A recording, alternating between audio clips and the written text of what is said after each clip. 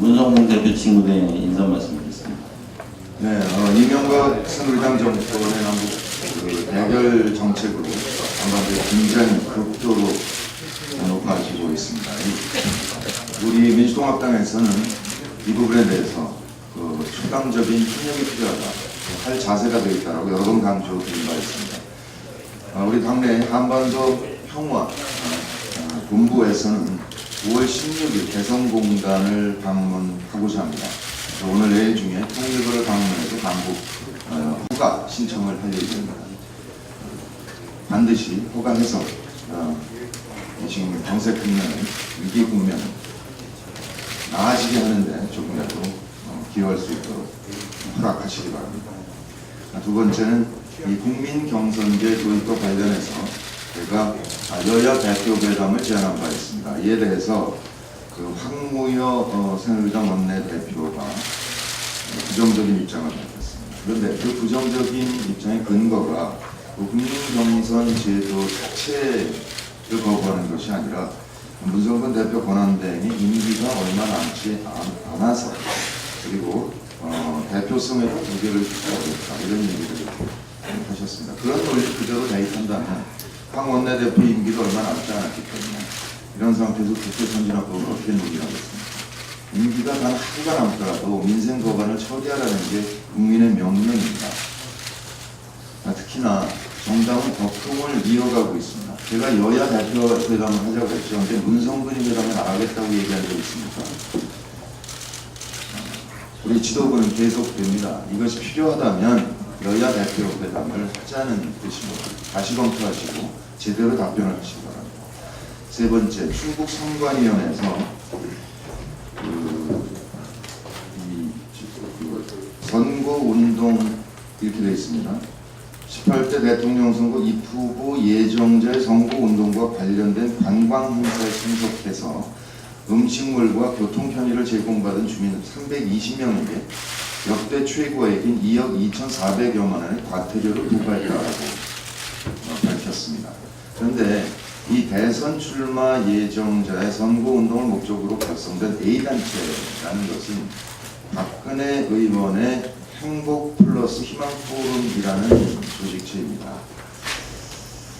그래서 이 조직체에서 사전선거운동을 해서 역대 최대 과태료가 부과됐다는 것이란 말이죠. 그러니까 이 희망 포럼의 불법 탈법 행위가 박근혜 위원장과 어떤 관계가 있는 것인지, 그리고 그 지역의 당선자인 박덕흠 당선자와는 어떤 관계가 있는지 철저히 밝히고 박근혜 위원장도 충북 선관위 이런 해석에 대해서 명백히 자신의 입장을 밝히기를 촉구합니다. 네 번째, 광우병 사태입니다. 2008년에 우리 정부는 광우병이 발생하면 수입을 중단하겠다라고 신문에 광고를 냈습니다. 이것은 그렇게 할 수 없다는 것을 알고 거짓말을 했던 것입니다. 그런데 어제 농림수산식품위원회에서 검역 중단을 요구하는 의원들에게 석유용 장관이 미 쇠고기 수입 중단? 그런 짓을 왜 하나? 이런 막말을 했습니다. 정말 국민을 이렇게 무시해도 되는 것입니다. 거짓말한 정권의 장관이 이렇게 오만방자한 태도를 보이는 것을 어떻게 용인할 수가 있겠습니까? 저도 지난 금요일에 광주 검역소를 방문해 봤습니다. 받는 검사라는 것을 하고 있습니다. 받는 검사라는 것은 눈으로 보고 냄새를 맡아본다는 겁니다. 그렇게 해서 광우병 식별이 불가능한 것은 온 국민이 다 알고 있습니다. 지금 농림수산검역검사본부의 박용호 본부장이 검역 중단을 정부에 요청했는데 이 정부는 또 묵살했습니다. 그런 상태에서 민간 현지 조사단이 미국에 갔는데 광우병이 발병한 농장 현지 접근조차 못하고 있습니다. 그냥 미국으로부터 샘플 채취 과정이나 안전성 설명을 들으러 간 것입니까? 그냥 시찰 관광단으로 간 거 아닌가 라는 생각이 든단 말이죠. 어제 농림수산식품위원회 검역 중단과 수입 위생 조건 캐나다 수입 수준의 재협상을 요구했습니다. 정부는 지속적으로 국민의 요구를 무시하고 있는데 새누리당의 입장이 무엇인지 박근혜 위원장의 확실한 대답을 촉구합니다. 네, 이상 마치겠습니다. 다음 김진표 원내대표님 말씀드리겠습니다. 방금 우리 문 대표께서 말씀하신 대로 어제 국회 농림수산식품위원회에서 미국 광우병 발병에 따른 쇠고기 수입과 관련한 현안 보고를 진행하면서 우리 당 김은남 농식품위원회 간사, 정봉국 의원, 김용명 의원의 주도로 미국산 쇠고기에 대한 검역 중단을 촉구하는 농식품 차원의 결의안을 채택했습니다. 정부는 이 농식품위원회의 결의안이 전 국민적인 요구를 반영한 것이라는 점 명심해야 할 것입니다. 결의안에서 채택한 대로 미국에서 광우병이 추가 발생할 가능성이 없다고 명백히 확인되고 또 미국산 쇠고기에 대한 안전성이 확실하게 확보될 때까지 검역을 중단할 것을 다시 한번 촉구합니다. 그리고 우리 정부가 2008년에 체결한 한미 쇠고기 수입위생 조건을 캐나다산 쇠고기의 수입위생 조건 순으로 재협상을 해야 된다 하는 농림식품위원회의 결의 이행할 것을 다시 한번 촉구합니다.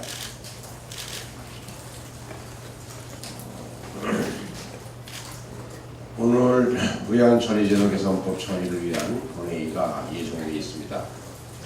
그동안 누누이 강조해 왔습니다만 국회 선진화법 처리는 18대 국회가 역대 최다 집권상정 또 역대 최악의 몸싸움이라고 하는 불명예를 싣고 19대 국회를 성장과 타협의 국회, 국민의 국회로 바로 세우기 위한 18대 국회를 해야 할 마지막 양심이고 책무라고 생각합니다. 이 법은 여야가 2년 이상 외국 사례 등을 종합적으로 고려해서 만든 것으로 이미 총선 전에 처리하기로 합의했던 것이고 새누리당은 이 법안을 총선 공약 후 국민 앞에 처리하겠다고 약속했던 사안입니다. 그리고 운영위원회에서 그 약속대로 의결이 이루어졌습니다. 우리 민주통합당은 국회의장의 직권상정을 제한하고 위원회 안건조정제도 그리고 안건신속처리제도 필리버스터 제도의 골격을 그대로 유지하되 다만 새누리당이 새로 문제를 푸는 법사위에 120일 이상 장기 계류된 안건에 대해서 해당 상임위원 5분의 3 이상의 동의가 있으면 본회의에 상정할 수 있는 길을 열어주는 배설적인 양보까지도 추가적으로 했습니다. 이러한 상황에서 일부 새누리당 의원들이 얼토당토하는 이유를 들어서 의안처리제도 개선법 처리를 아직도 반대를 하고 있다고 합니다. 만일 이 반대론자들 때문에 오늘 의안처리제도 개선법 처리가 무산된다면 대한민국 헌정사와 국민 앞에 씻을 수 없는 죄를 짓게 된다는 점 명심해야 할 것입니다. 다시 한번 박근혜 위원장과 새누리당 의원들이 양심에 호소합니다.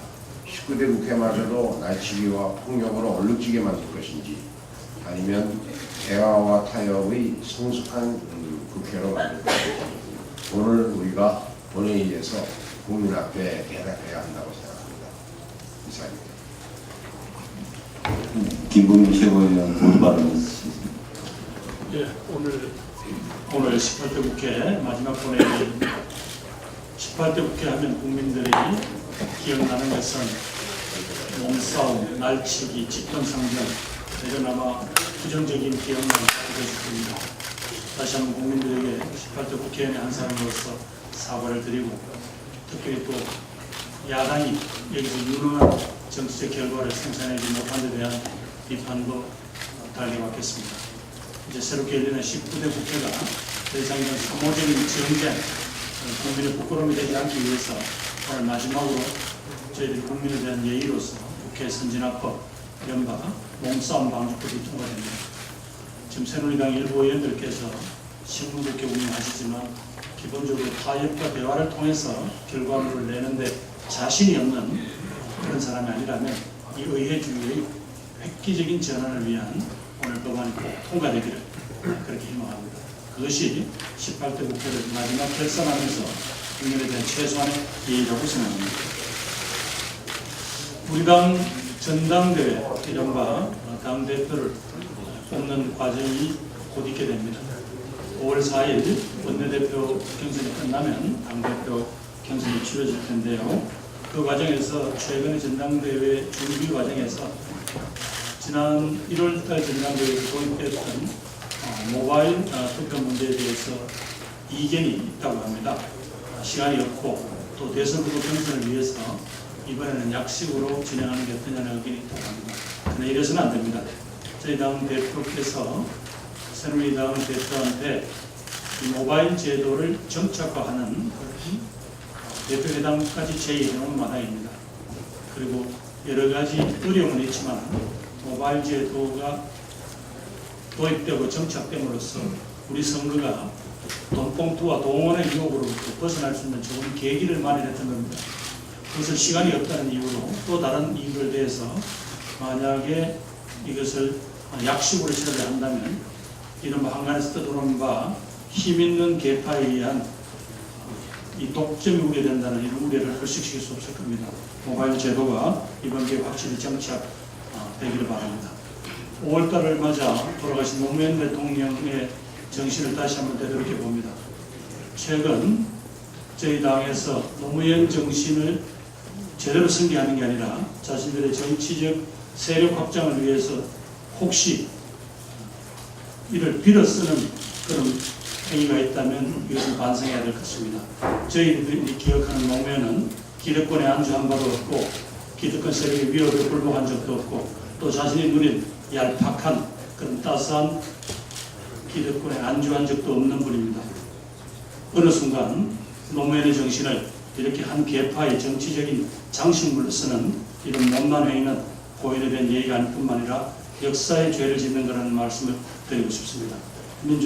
민주통합당 노무현 정신을 새롭게 살려내는 길만이 국민에게 다시 사랑받는 길이라고 확신합니다.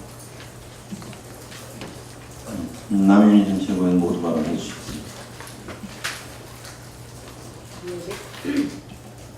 맥커리 9호선 특혜 의혹이 연일 보도가 되고 있습니다. 9호선 요금 인상과 관련해서 우리 당의 입장은 분명히 반대합니다. 이런 말도 안 되는 일이 일어난 것은 이명박 대통령 재임 시절 민간 사업자에게 안정적인 보수입을 보장해주는 불공정한 계약 때문입니다. 맥커리는 그야말로 MB표 서민 등골 빼먹는 악덕 고리대공업자입니다. 9호선 협상을 총괄 담당했던 이인근 전 서울시 도시기반시설본부장이 맥커리 인프라 주식을 일만지 소유하고 있는 것으로 드러났습니다. 이는 명백한 공직자윤리법 위반입니다. 협상 총괄 책임자가 업무와 관련이 있는 민간 사업자의 주식을 일만주나 보유한 것은 민주정부에서는 상상은 벌일 수 없는 일입니다. 9호선 민자 특혜는 모두 이명박 대통령이 서울시장 재임 시절 일어난 일입니다. 이명박 대통령의 친형인 이상득 전 의원의 아들 이지영 씨가 맥커리 IMM 자산운용 대표인 것은 누구나 다 아는 일입니다. 9호선 민자 특혜와 이명박 대통령 일가가 어떻게 연관되어 있는지 밝혀내는 것은 시간 문제일 뿐입니다. 민주통합당은 19대 국회에서 MB정권의 맥커리 특혜 의혹을 국정조사와 청문회를 통해서 반드시 규명할 것입니다. 민주통합당은 서민주머니를 털어서 투기자금을 배불리는 민자 사업에 대한 전면 조사 및 필요시 원점 재검토 방안을 모색할 것입니다. 네, 다음 김광진 최고위원 모두 발언해 주시겠습니다. 젊은 정치인으로서 가급적 미래에 대한 이야기를 하는 게 좋을 것 같아서 그동안 MB정권의 실정과 무능에 대해서도 발언을 자제했습니다만 오늘은 약자에게만 강한 정치검찰과 경찰에게 한마디 하려고 합니다. 반값 등록금 공약은 이명박 대통령의 대선 공약이었습니다. 대한민국의 국민이자 유권자로서 정치인이 선거 때 약속한 공약을 이행하라고 주장하는 건 공화국 시민으로서의 당연한 권리이자 의무입니다. 그럼에도 불구하고 경찰은 올해 반값 등록금 집회에 대해서 신고제인 집회를 6번이나 불허하면서 사실상의 허가제로 바꿔버렸고 검찰은 1년 전에 반값 등록금 집회를 갑자기 꺼내들어 집회에 참가한 대학생과 시민 250여 명에게 소환장을 발부했습니다. 벌금을 받은 학생들의 금액을 취합해서 합산해보니 130여 명에게 총 1억 원이 넘는 벌금 폭탄을 부과했습니다. 더욱 납득할 수 없는 건 이 학생들에게 감형과 벌금액을 낮춰주는 조건으로 반성문을 강요하고 있다는 것입니다. 진정 검찰이 해야 할 일은 힘없는 학생과 시민을 억압하는 것이 아니라 국가를 수익 기반으로 삼고 국민의 혈세를 이용하고 있는 MB 정권의 측근들에게 법의 정의를 세워주는 것일 것입니다. 공인된 입장에서 표현을 자제해서 말합니다. 강자에겐 약하고 약자에겐 한없이 강한 정치검찰 쪽팔린 줄 아십시오.